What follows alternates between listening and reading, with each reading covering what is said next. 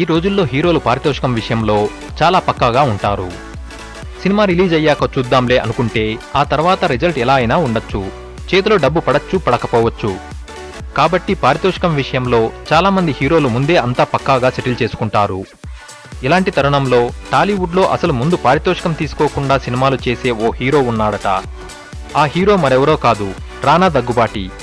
తాను రెమ్యునరేషన్ తీసుకోకుండానే సినిమాలు పూర్తి చేస్తానని, సినిమా రిజల్ట్ చూశాకే డబ్బు తీసుకుంటానని చెప్పాడు రానా. అలా ఎందుకు అన్నాడో అతని మాటల్లోనే తెలుసుకుందాం.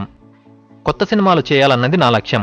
రెగ్యులర్ కమర్షియల్ సినిమాలు చేయాలంటే నా దగ్గర 10 కథలు ఉన్నాయి.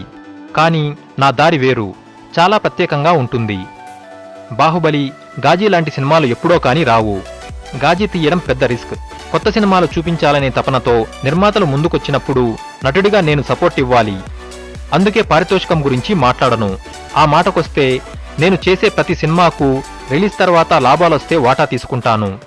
నేనసలు సినిమా మొదలయ్యే ముందు రెమ్యునరేషన్ గురించి మాట్లాడను. కొత్త తరహా సినిమాలు చేయడం రిస్క్. నిర్మాత ఆ రిస్క్ తీసుకోవడానికి రెడీ అయినప్పుడు నేను ఆర్టిస్ట్గా ముందుకు రావాలి. గాజీకి అడ్వాన్స్ ఏమీ తీసుకోకుండా 5 నెలల డేట్స్ ఇచ్చాను. నిర్మాత చాలా హ్యాపీ అని రానా తెలిపాడు.